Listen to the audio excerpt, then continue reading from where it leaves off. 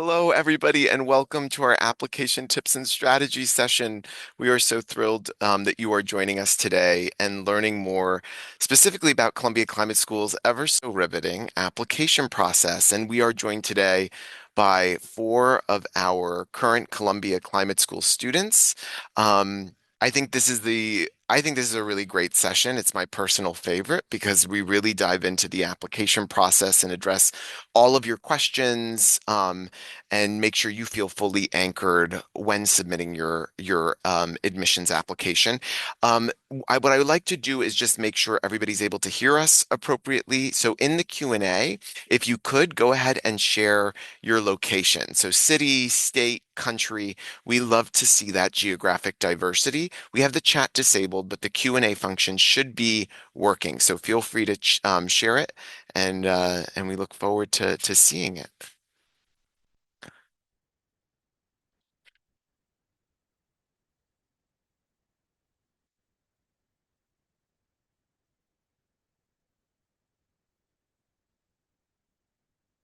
All right, so let's do some shout outs on locations.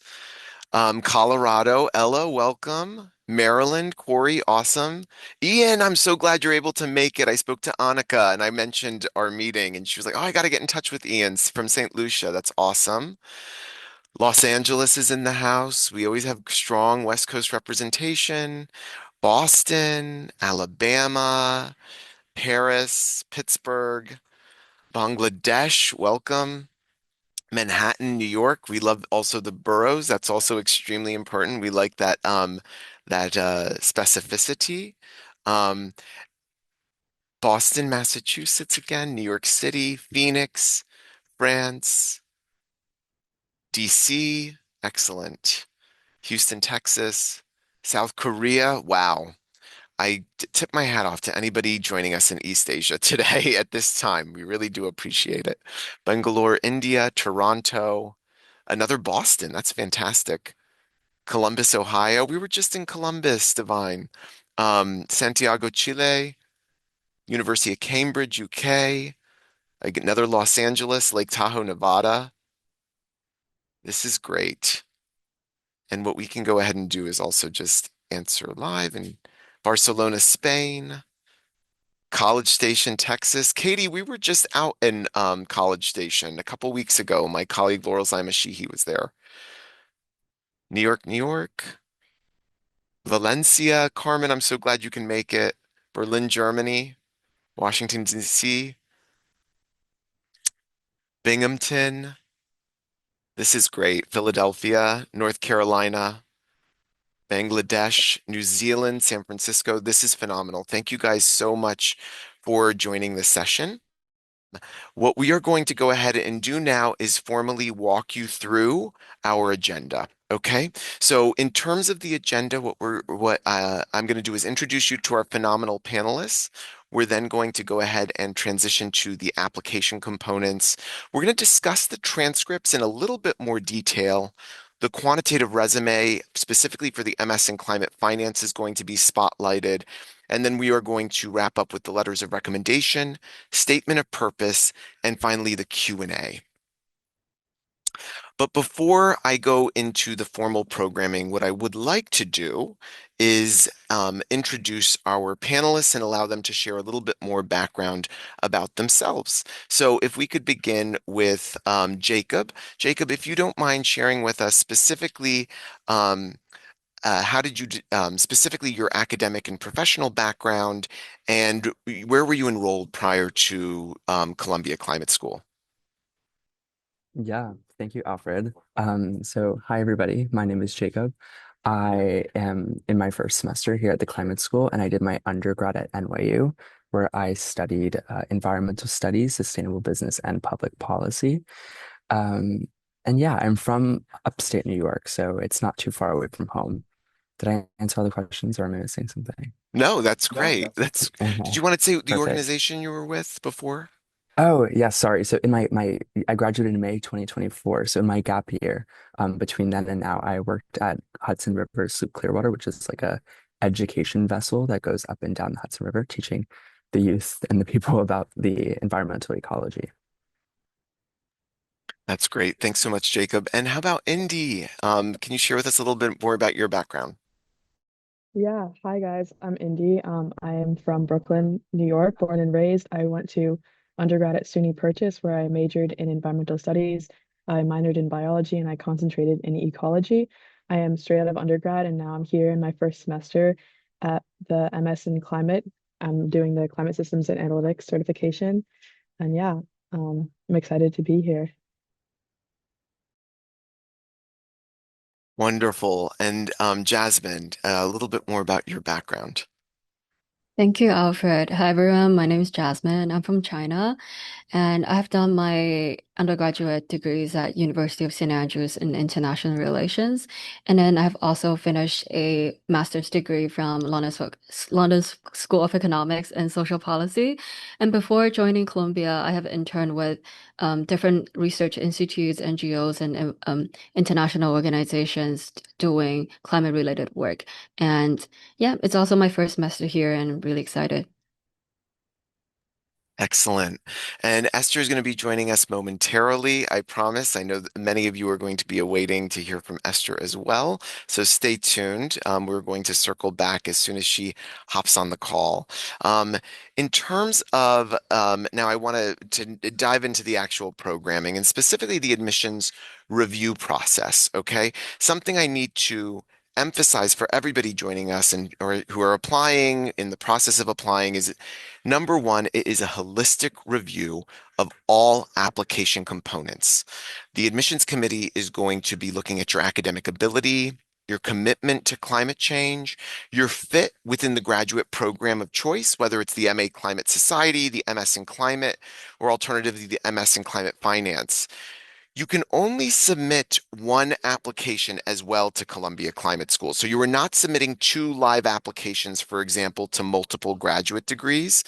And something else our admissions committee is always interested in is the potential contributions to the learning community and what specifically you are going to be contributing to this learning community. So what I mean by that is when you raise your hand, when you share a professional experience or an academic experience in the classroom, how does that elevate everybody's perspective? I oftentimes say that's kind of an X factor. So many students will ask me, Alfred, how do I set myself apart? Remember, the admissions committee understands that you're motivated by our faculty's talent. You are deeply committed to climate change. You're deeply interested in our career management resources, for example, but you're also wanting to come here for the network. In order for that network to be powerful, you also have to have a compelling background as a member of that network. So just remember what your potential contributions to the learning community are very important when being evaluated. Again, what I need to say is this is a holistic review process. This is not XGPA times Y standardized test score equals up or down decision. So it's very important to note that this is not a formula, that all components of your application are carefully reviewed and assessed. So now let's go ahead and go into those specific application components. So first and foremost, what is required is, of course, our online application form. We then also require you to upload your resume. There's another quantitative resume. I'll talk about that shortly that is required for specifically MS and climate finance students. And then we also ask that you upload transcripts and you'll provide two letters of recommendation. The statement of purpose, of course, is a critical component. We're going to really deep dive into that. Quite a bit of our Q&A is going to be discussing the statement of purpose. And then finally, the TOEFL, IELTS, or Duolingo test is mandatory for those whose first language is not English or was not the language of instruction in your undergraduate university. Finally, we do allow you to upload or forgive me, send a GRE test. This is an optional component. I really want to lean into the word optional. It is encouraged if you are, though, applying to the MS in Climate or MS in Climate Finance programs, especially if you don't come from a strong quantitative background. But I just want to encourage you to and emphasize that this is an optional component and there have been quite a few students admitted to those programs that did not submit the GRE. So I just want to allay any concerns, and we'll hear about our panel in terms of their own backgrounds. In terms of the application deadline, our deadline is a priority deadline of January 15th, 2026. All of you joining this call today, and I'm looking right now, and we have nearly 100 students joining the call, which is fantastic. All of you joining this call today, you should be taking advantage of the January 15th, 2026 deadline.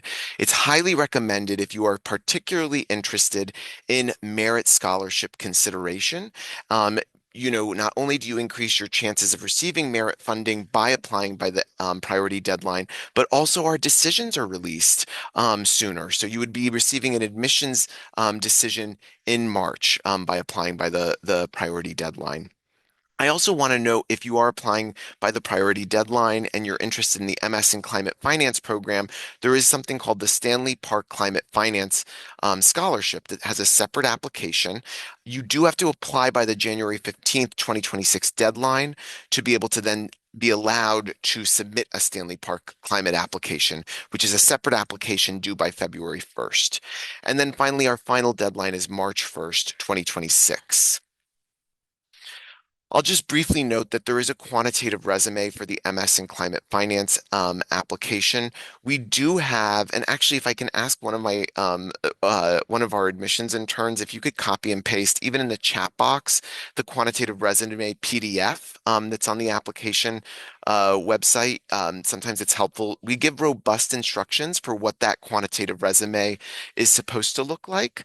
But I highly recommend following those instructions. Essentially, the quantitative resume is giving you, as an MS in climate finance applicant, the opportunity to highlight quantitative academic experiences and quantitative professional experiences. And I highly recommend utilizing a similar grid to what you are seeing on the slide right now. In terms of the GRE, again, it's not a mandatory component for the MS in climate finance. The quantitative resume really is supposed to be a component that's going to highlight those quantitative experiences. Then let's talk a little bit more about the transcripts in the application process. So you are going to upload unofficial college transcripts from every post-secondary institution with which you've attended. Let's say that you went to University of Miami for your freshman year, and then you graduated from University of Central Florida with your actual bachelor's degree. So you transferred. We would need both your University of Miami and your University of Central Florida unofficial college transcripts. These unofficial college transcripts are within your own documents, but something that's very important to stress is that this is not you typing up a transcript in Microsoft Word. This is something that is a document issued by the university to you in your own possession. The transcript should have specifically the course titles, the grades received, the duration of study, and the degree or diploma received, if applicable, on those transcripts. Again, if you are sending us a degree audit, for example, the degree audit will not suffice because the degree audit does not typically display when you completed the courses. So again, this should be an unofficial college transcript. In terms of another element or nuance to highlight is you do not want to list schools that are not colleges or universities. Interestingly, when we receive applications, we have seen a pattern. Some students decide to share, for example, their high schools in the education section. That is absolutely not necessary for our admissions committee. So again, you only want to list colleges or universities attended. And another thing, we get students that say, "Oh, I took some Coursera courses. Can I list those?" Again, if this was not a college or university credit-bearing course, then you do not need to list those. Then we have transcripts. Or continuation of transcripts, forgive me. Um, we only need unofficial transcripts for admissions evaluation review. However, once you are admitted, those official those the admissions committee will require that you submit official college transcripts. And if they're and in terms of Forgive me. You know what? I'm even jumping further ahead. Let me go back. Admit it. So one thing to note, let's say that you are an international student and your transcript is in a foreign language. We will need that transcript translated for admissions committee review. So if you attended a university and let's say the transcript is in Arabic, we would need that transcript translated to English for admissions committee review. If you are, another element I want to stress is there is no minimum GPA requirement for admissions to Columbia Climate School. Have we admitted students with, for example, a 2.9 GPA? Yes. Have we rejected students, for example, with a 3.8 GPA? Yes. It's not about a GPA, it's about your motivations. Other considerations taken into account is where you studied, what you studied, your overall academic trajectory, professional experiences that you might be bringing to Columbia Climate School. So I just really want to emphasize that. We frequently get minimum GPA questions, and that's not a component in the evaluation process. If you are currently enrolled in a college or university, you want to upload transcripts with grades from the preceding term as well. So, for example, if you are in a college or university and you're applying by the January 15th, 2026 deadline, we're going to want to see your fall 2025 grades. We recommend holding off on uploading your transcripts until your fall 2025 grades are posted to an unofficial transcript. Um, in um, in terms of international transcripts, so I just want to give a little bit more details there. Academic records that are not in English must be accompanied by the English translation. We kind of went over that. Um, Translations should be literal and complete versions of the original, and you would upload those transcripts with the upcoming accompanying, for example, translation. If you're admitted, this is what I was saying in the previous slide, so forgive me. If admitted, a WES evaluation will be required for institutions outside the United States. Specific instructions will be provided for the electronic submission of official transcripts after you have accepted the offer of admission as well. So again, we don't need WES evaluations at the time of application review. However, we will need WES evaluations after a candidate is accepted to the program.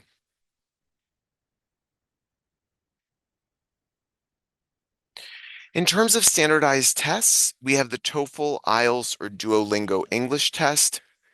These are only required if English is not your first language and if your bachelor's degree is from an institution where English is not the primary language of instructions. Scores must be submitted within 2 years of the application deadline. And interestingly, we do offer, as I mentioned, three options. For the TOEFL, the minimum score is a 100. For the IELTS, the minimum score is a 7.5. And then for the Duolingo English test, the minimum score is 135. In terms of the TOEFL school code, it's D114. So as you are submitting those official TOEFL results, D114 is the TOEFL score. And actually, you know what? I'm going to just put a pause really quick. Jasmine, I'm going to just call on you. Can you share a little bit about, I'm going to use this as a specific example, but Jasmine, just share kind of where you're from and where you went to school. I know you did it from the top, but this is as an exercise of TOEFL or IELTS requirements. So where you're from and where you went to school. So I'm from China and I went to University of St. Andrews in the UK for my undergrad. Excellent. So in Jasmine's case, Jasmine would not need a TOEFL, IELTS, or Duolingo English test because, again, Jasmine's language of instruction at her undergraduate university was English. So that's a great case. So again, I want to just emphasize that we get a lot of questions in the inbox with that specific profile or question. Again, we would waive it if English was the language of instruction in your undergraduate university. In terms of letters of recommendation, you're going to hear the students talk a little bit more about how they approach this, but you want to choose people who know you well and interact with you in different capacities. You want to refrain from asking, of course, relatives, family, personal friends, and classmates. That might seem obvious, but you'll be surprised what we see among our candidates. So you really want to refrain from that. You should again choose professional or academic recommendation letters. Ideally, letters should address both your academic abilities and your experiences, potential in the climate space. If you have attended schools in the past 5 years, one of your recommenders should also be from an academic recommendation letter. So I want to say if you attended an undergraduate university in the last 5 years, one of your recommendations should be academic. That doesn't necessarily have to be a professor either. It could be, for example, a thesis or a capstone advisor. Academic recommendation letters can come in many shapes and sizes. If you have questions about that, feel free to reach out to the admissions team. Some other general advice is when you're approaching recommenders, ask if they have time to write you a strong letter of recommendation. That's really important and provided an overview of your program of interest. Again, you are not interested in asking somebody, let's say, with a fancy title that doesn't really know you. If they don't really know you well, you're not going to get a strong recommendation letter. So you really want to ask individuals that know you well. And again, feel free to say, I'm seeking a strong letter of recommendation. Make sure they understand what you are seeking. Um, Also, I've seen candidates, astute candidates, will share their statements of purpose with recommenders just to anchor the recommender in understanding your motivations and goals for particular graduate degree programs. So you might consider doing that. And we'll hear our panelists discuss how they approach that. Again, recommendation letters must be written in English or translated into English, and all letters must be submitted directly using the system-generated link. We will not accept letters of recommendation emailed to Columbia Climate School. We will not accept letters of recommendations mailed, physically mailed to Columbia Climate School. They have to be through our secured application portal link. When you are filling out the admissions application, you will be providing the name and email address of recommenders. When you get that name and email address of the recommenders, you would then simply, an email would automatically be generated to your recommender's email, and they will use that secure link to upload. Another nuance I want to just stress here, because you cannot reverse this decision. When you are providing letters of recommendation, you will be asked whether or not you waive your right to access your letter of recommendation. What does that mean? If you waive your right, you will not be able to view the letter of recommendation submitted, even if you are admitted and enroll into the university. It will not become part of your student record if you waive your right. If you do not waive your right, your letter will become part of your student record, and you will have the right to inspect that record, including your letters. If you are admitted to and choose to enroll in Columbia Climate School, you will be able to review that letter. So if you do not waive your right, you'll be able to review that letter. Why am I emphasizing this now? Some recommenders are not comfortable writing recommendation letters unless you waive your right. So if you are deciding that you are not waiving your right, be sure to have a conversation with your recommender in advance of submitting the request to them. Do not take them by surprise with that. Have the conversation with them in advance. They will see whether or not you have waived your right to review the letter when you are submitting the formal request in our application portal. Your decision cannot be reversed once selected. Another question we frequently get asked by applicants is this a component of the admissions review process? Meaning, will you be weighing the recommendation letter differently if I waive my right versus not waive my right? No, we will not review your candidacy differently. So now let's touch on the statements of purpose. So the MA Climate and Society, and I'm not going to read these statement of purpose prompts. I'm just going to highlight key distinctions. All of our statement of purpose across the three programs are up to 1,000 words. I would argue that's a very generous word count. And in that word count, you're going to be able to share with the admissions committee your goals and motivations for this graduate degree program, what you ultimately hope to accomplish post Columbia Climate School, and why Columbia Climate School is the best fit for you in particular. In the MA Climate and Society, I want to give a hint. You want to talk about the climate core. You want to highlight courses in the climate core that are most of interest to you. That is a signature of a Columbia Climate School education: climate change mitigation, climate change adaptation, uh, dynamics of climate variability and change. Again, which climate core most motivates you?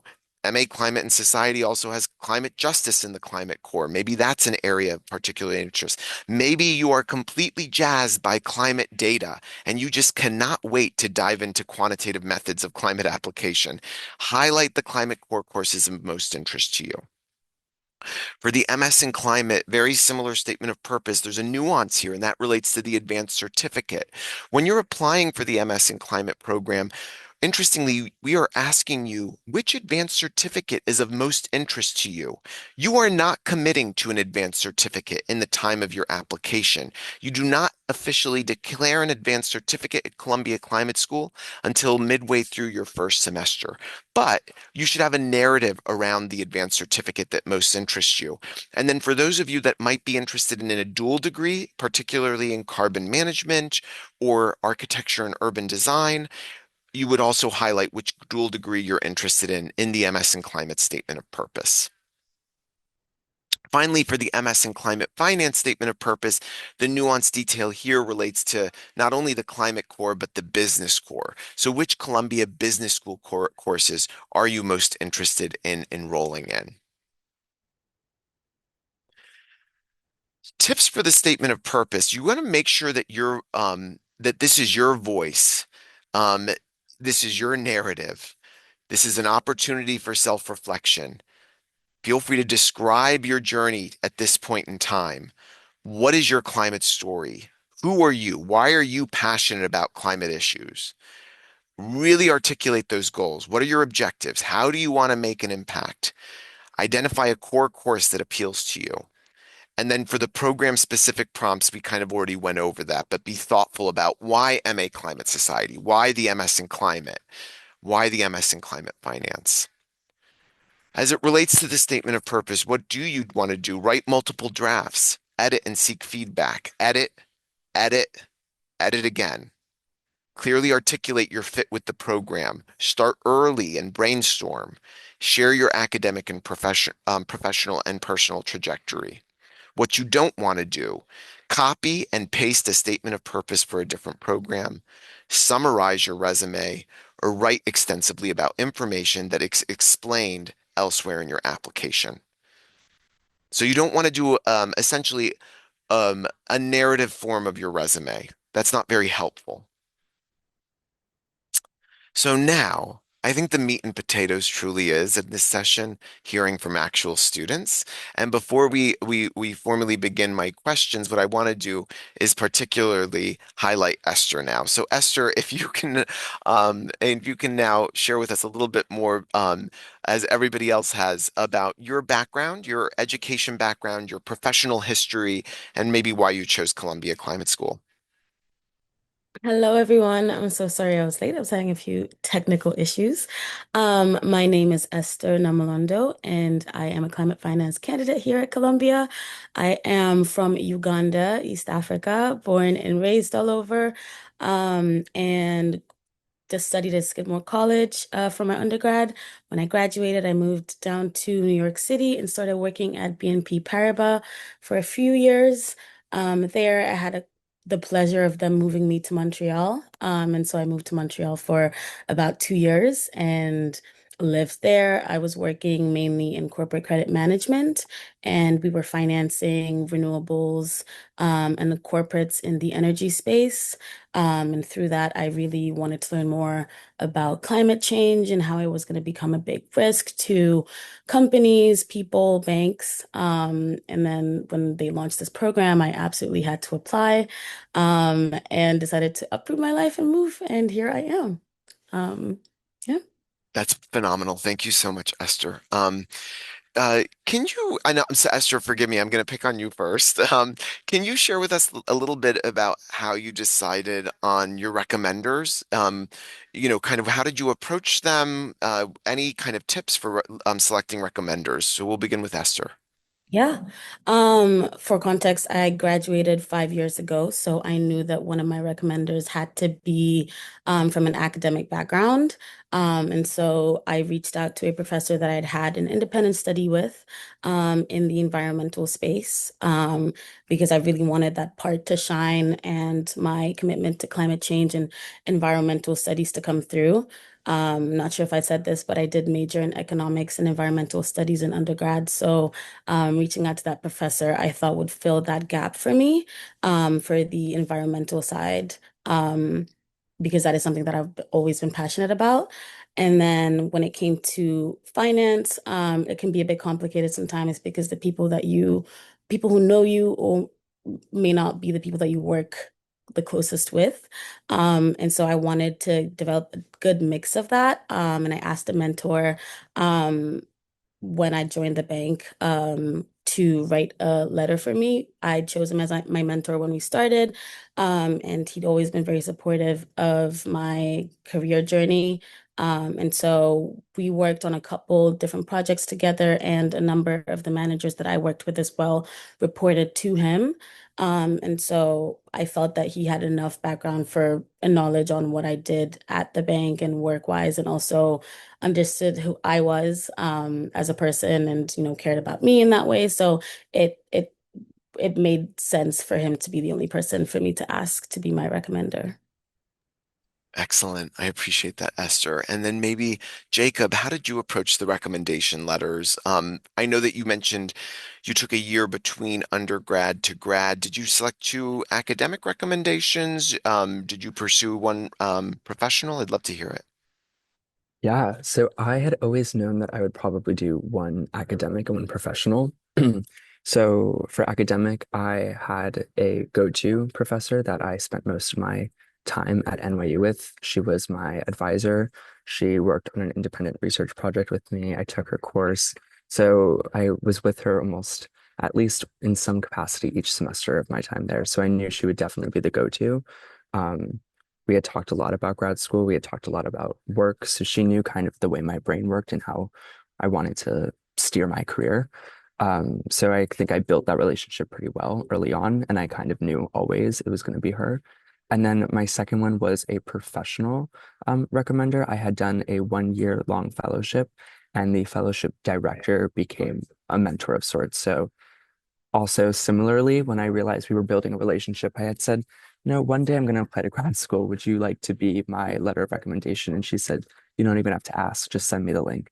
So that's kind of, I knew building these relationships that one day they would come in handy. That's excellent, Jacob. I appreciate that. Jasmine, how did you approach it? So I was actually debating if I should choose two academic recommenders or one academic and one professional. But at the end, I went for two academic recommenders because I think they are the people that truly knows me. And then com and then because one recommender I approached was my professor at LSE, similar to Jacob. I had like very in-depth conversations with him, and we have a relatively long-term supervising relationship throughout the year. And then my second recommender was from my study abroad program in Japan. And we like me and the professor had also had in-depth conversations, so they kind of know me, what am I doing, and they know my strengths, my weaknesses, and how like what is my long-term goal. So compared to like the internship I've only done for a few months, I feel like the professors I've developed a relationship for at least for a year. They're the one who know me better. That's excellent. Thank you, Jasmine. And then last but certainly not least, Indy, how did you approach recommenders? Yeah, so coming straight from undergrad, I had just academic recommenders because I hadn't had any like professional work experience outside of school yet. So I went to a pretty small school where we had like really close relationships with our professors. So I had an academic advisor who I worked really closely with on various projects. I held internships with her, and we just like were like really close. So it was kind of natural that I would ask her to be one of my recommenders, and she was happy to do so, which was great. And then my other one was my senior project advisor. So for me, I had to complete a thesis under a professor. And so I chose a specific thesis with a specific professor who I was also really close with. I'd taken a lot of classes with him. And this thesis was very like data heavy, like science intense. So just like the fact that I was able to complete it really made it like solidified for me that I would ask him to be my recommender. And he was also like very supportive. So yeah, I think that overall just people who, as Alfred and everyone else have like kind of driven home, like understand your interests and can speak to your experience. I think that's important. Thanks, Indy. The next question is because I don't think I emphasize it enough. The statement of purpose really answers a lot of questions about your candidacy when the admissions committee is reviewing you. Yes, your transcripts are going to tell a story, as will your resume, but the statement of purpose is the only component in your own voice. And it can eliminate, as I said, a lot of question marks about why you want to come to Columbia Climate School. So um, let's begin maybe with Jasmine. How did you decide on a topic or a structure for your statement of purpose, and what brainstorming process did you use to figure out what you wanted to write about? And like, for example, was there a climate story that you wanted to share? Love to hear it. Thank you, Alfred. So for me, it took a long time for me to actually brainstorming for the statement purpose because I started writing it quite late, and I'm the kind of person who like to draft everything in my mind, and I guess that applies to some people here. So basically, I before starting any writing anything, I spend the time reflecting on my past experiences, like what motivated me and what like the direction I wanted to take for the future, and then. In my understanding, I think that the statement purpose is basically like a reflection of my own thinking process, like how I make sense of my journey and why this program is the right next step. So I first listed out all my experiences, either academic, internship, or like any like personal turning points, and I grouped them into different themes, like climate policy related ESG, like maybe professional like consulting experiences, and then and I've also identified moments that like shaped my shift from basically what I was doing like international relations is more research focused or academic to now I want to work at the intersection of environment and policy. So it's more like thematic and more it's narrower than the direction I was taking before. So I was identifying these like key points throughout my journey.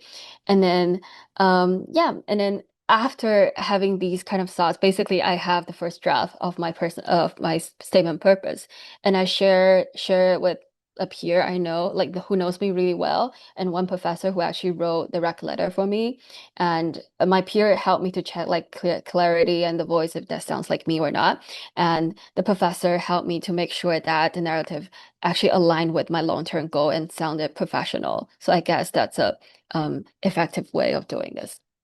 That was great, Jasmine. Thank you so much. That was extremely thorough. I appreciate that. Jacob, how did you approach the statement of purpose? Yeah, I think it was a lot at first to kind of put my entire journey up until this point onto, what is it, 2 pages of paper. So I did a lot of brainstorming similar to Jasmine, and I spent like the first few weeks just having a random thought and putting it onto a document. I ended up going for less of my resume and less of my experience and more just how my life has culminated to this point. So it was a lot of background, a lot of like my climate story, why I care. I funneled it to this little narrow point of now I want to go to the Columbia Climate School. And then thereafter, I kind of explained what I hope to do post school, not really what I'm going to do at school, but how I'm going to use Columbia to help me in life.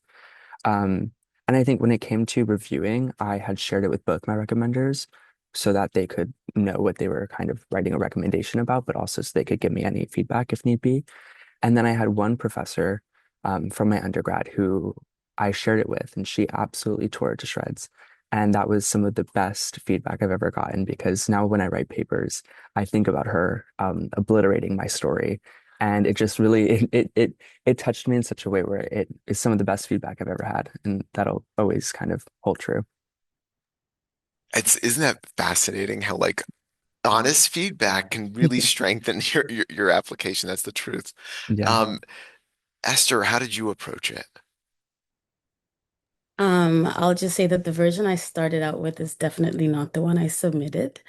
I definitely started out, I think approaching it more so from this, a personal statement approach. I think for most of you who may have applied for undergrad in the US, you have to write a personal statement, and so the personal statement essentially has to answer who you are and how you got there.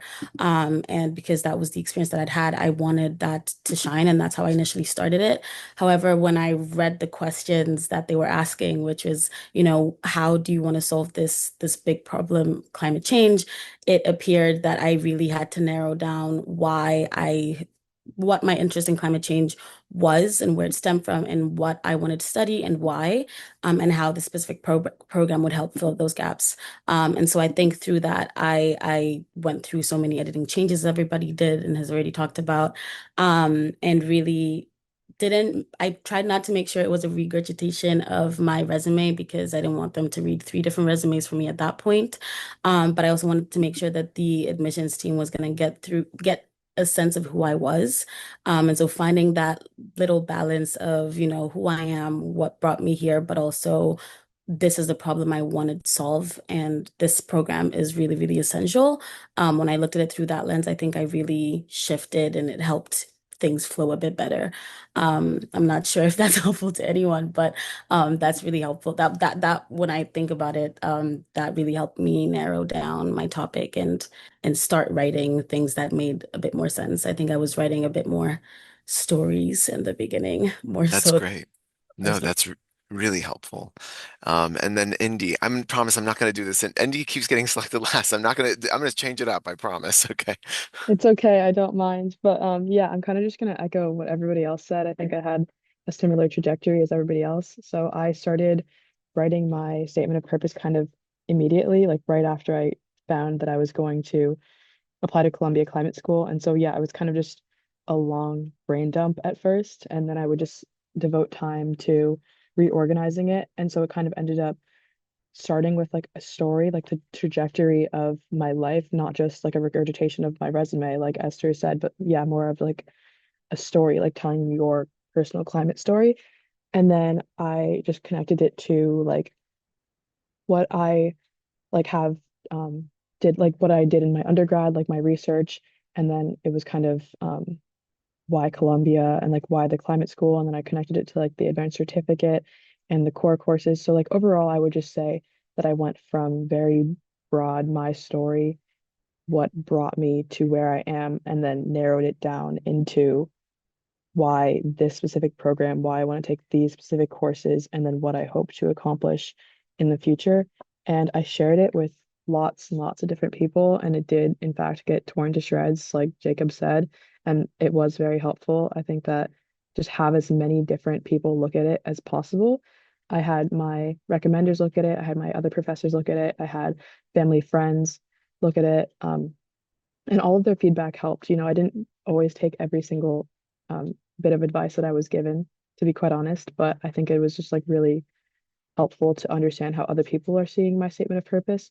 So yeah, share it with as many people as possible. And yeah, just really share your story and what makes you you and what makes this program a good fit for you and what you want to accomplish. Thanks, Indy. And then, I should have done when did you start working, Indy, out of curiosity, on the statement of purpose? And did you apply by the priority deadline, by the way?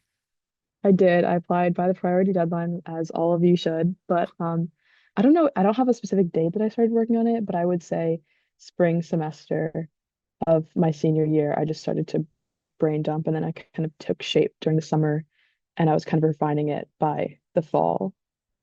That's So a timeline. Yeah. yeah, so I would recommend start early, just put things on paper, just talk about your story and like what you want to do, even if it just seems like a journal entry at first, just like start putting things on paper. It's important. And another question I have is, Indy, did you share your statement of purpose? Forgive me if you already answered that with anybody. Yeah, yeah. I shared it with like everybody I knew, to be quite honest, like my advisors, my recommenders, my professors, my family, my friends, you know, everybody who I could, just to get the most eyes on it possible. I even shared it with professors who I had never taken a class with before, but who were like, "Oh, I would be willing to help you, so you can send it over to me." And I was like, "Okay, sure. Like I don't know you, but sounds great." And it was really helpful. Excellent. All right. Well, I'm going to now, I think we have quite a few questions coming into the Q&A. So we're going to transition. I'm going to try to answer all of them live, and I'm actually going to pivot to our panelists if relevant, or ask you, feel free to come off mic if there's something that you particularly want to answer. Number one, the easiest one, will there be a recording? Yes, there will be. And forgive me if I was shouting at the start of the session. We're in an open space, so I just wanted to make sure my voice was heard. So I hope the recording turns out okay. But yes, we will be sharing a recording. Let's see. Alicia asks, great. This is a great question. I attended school 6 years ago and still have a good relationship with my academic advisors. However, my professional experience is more connected and relevant to the program I'm interested in. Is there any harm in asking two professional recommenders that I work closely with in different moments of my career journey? That's a great question. And actually, because you've been outside of school for more than 5 years, two professional recommendations are highly appropriate. So you do not feel the need that you have to reach back in time and get an academic recommendation letter. Two professional recommendation letters, if you have been out of school for more than 6 years, could probably be far more appropriate for your candidacy. I hope that's helpful.